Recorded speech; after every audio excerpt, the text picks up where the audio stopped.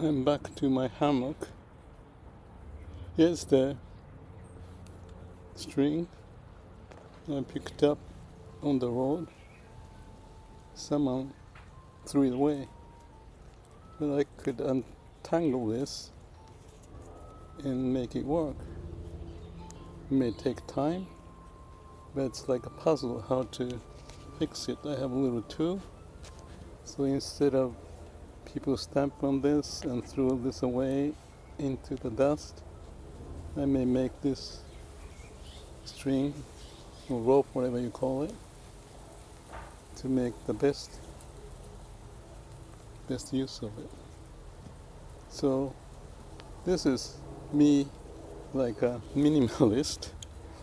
Hate to throw things away. And I was just thinking when I picked this up and why I'm doing it. I don't want to waste. I even wrote a book about waste elimination into the production system and appreciating the potential of everything. And I think that's the spirit. And I feel I picked this up from my grandmother. My father was more flamboyant, going every which direction. My mother was more quiet, always quiet. My grandmother, who lived with us, was nimble, doing things. She lived there until 92 or something, going through the war. And she told me, be nimble. Maybe that's not the right translation, but in Japanese, mame ni naru, do things whatever you can. And I don't know what it meant, but I remember it. And I just realized that picking up these things on the ground instead of stepping on it, maybe something related to make the most of what we got. So that thought triggered me. This is my mind works on its own. But sometimes what triggers bring out some interesting insight about me, my background, what I do and what I don't, what I like and what I like to contribute. So the thought that popped up was relating to someone basically cheating me. And he works hard and he's smart to cheat me.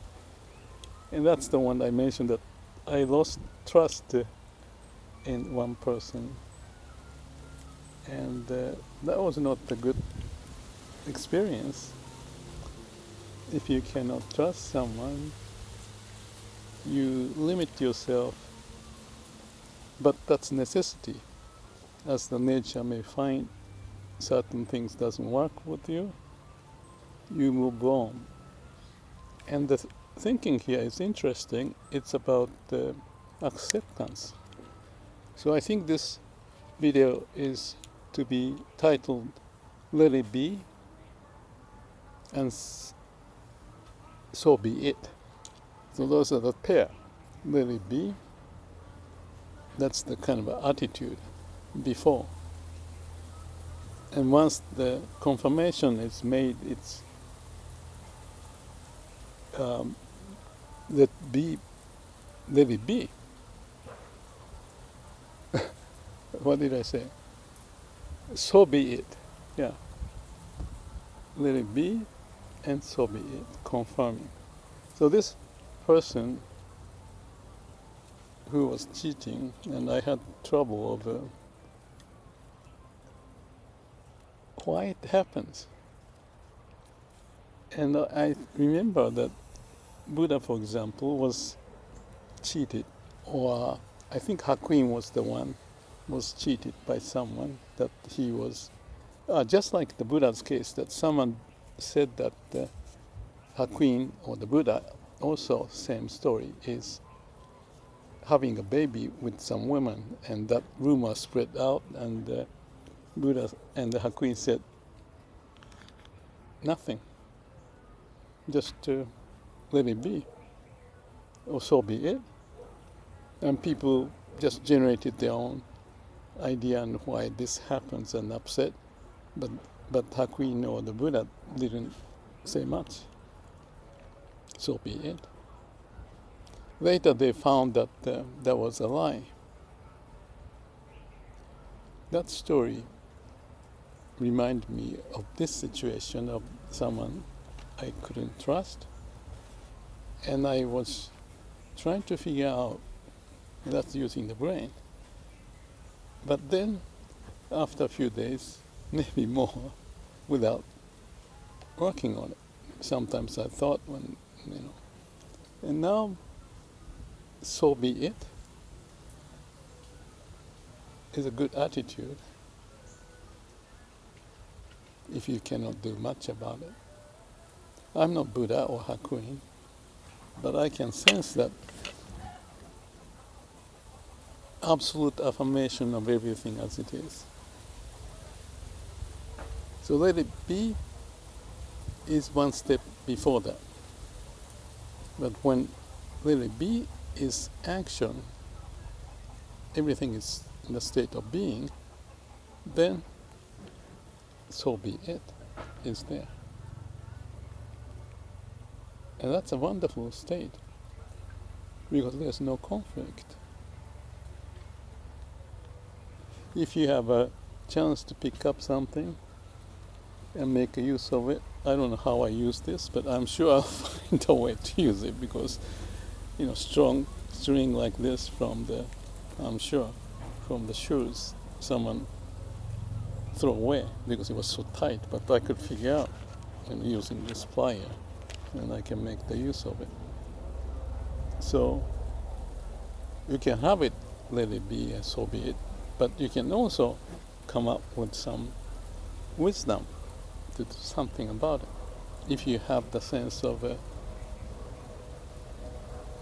positive affirmation of let it be, and so be it.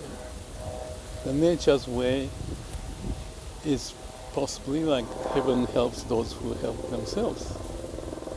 And we make effort, that's a funny thing. Effort indicates that we try. But that's the thing. Effortless effort is beyond the trying effort.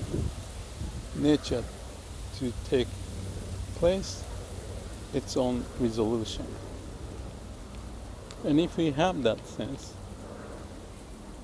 it's the same as sitting in meditation and you have a pain, and let it be, or so be it. And if you have that resolution, and that's not guaranteed because your mind is always trying to do its work, because you are conditioned to be in a certain way from your younger days. But somehow, by taking time and breathing in and out and accepting, let it be, and get to the point of not even letting it be, so be it. Let the situation take place. So, maybe I'll just say one more thing before I finish this. Upon my death, so be it. Melting into the nature. I don't think that much further, but for the sake of discussion, appreciation of life, appreciation of whatever happens, it's a good training. By the way, I'm revisiting what I've written 15 years ago, or some such thing. And it's just wonderful that I kept those and posted in the website. And it's profound that I'm revisiting and connect to the time when I wrote and how I see it, different me. But there's that resurrection, power of some fundamental force is connected. So the point, I guess, is that being human, we have this mind, and we can learn how to use our mind. And when we do that well, there's something in there that's very profound, that can be only felt when we go through that. And it may tell us that there's effortless effort when it happens.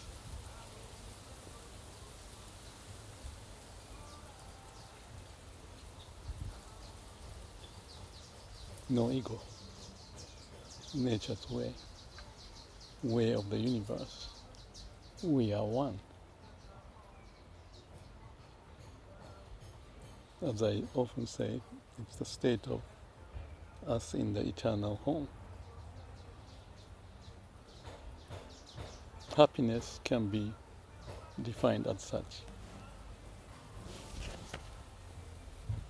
Happiness in hammock, happiness for the string to make the best use of it, and the best use of mind, coming up with the wisdom and compassion.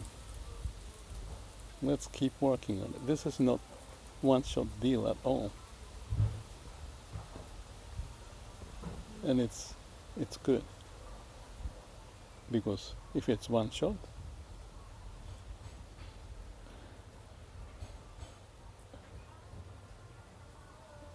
I think that we are meant to do the work.